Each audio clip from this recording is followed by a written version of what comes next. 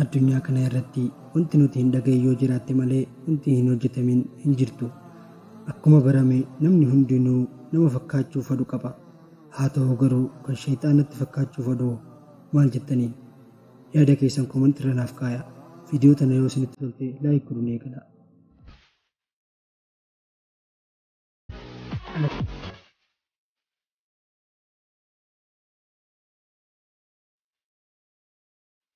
Maqaan isaa Maayikil Faaroo Duupiraadoo inni jedhamu kun shayxaana fakkaachuun qaba jedhee waan hin godhin hin qabu. Amanuuf hedduu takka namatti ulfaata.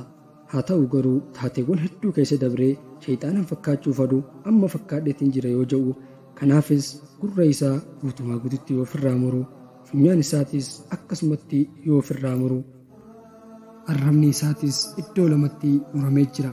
Ilkaan isaatis tan uumamaa osoo hin taane tan maallaqaa aartiitti jijjiirratee jira. Harka isaatis jidduudhaan ofirraa muree jira. Ija isaatis taattoodhaan adii irraa gara gurraachatti jijjiirratee jira. Haa ta'u garuu maaliif kana hunda raawwate? Ilmi namaa diimaa, adii, gurraacha kan nuti beeknu.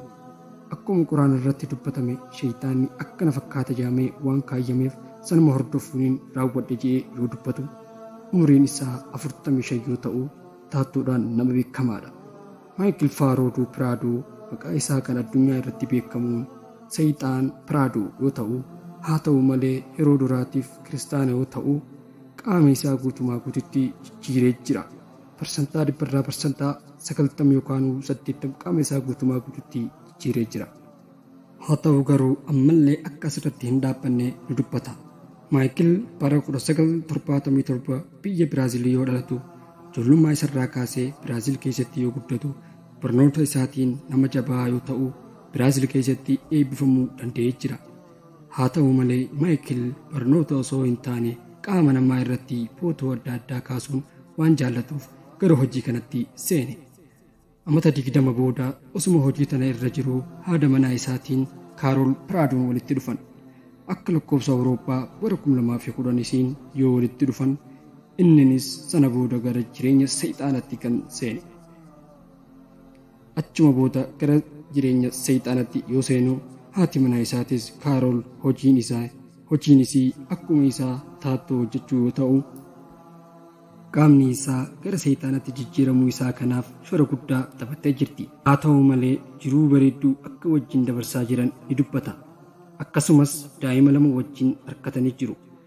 Tanaaf egaa amantiin teenya haadha manaa filadhaa tan nuun jettuuf, gara ibiddattis gara jannatattis tan si ooftu isuma.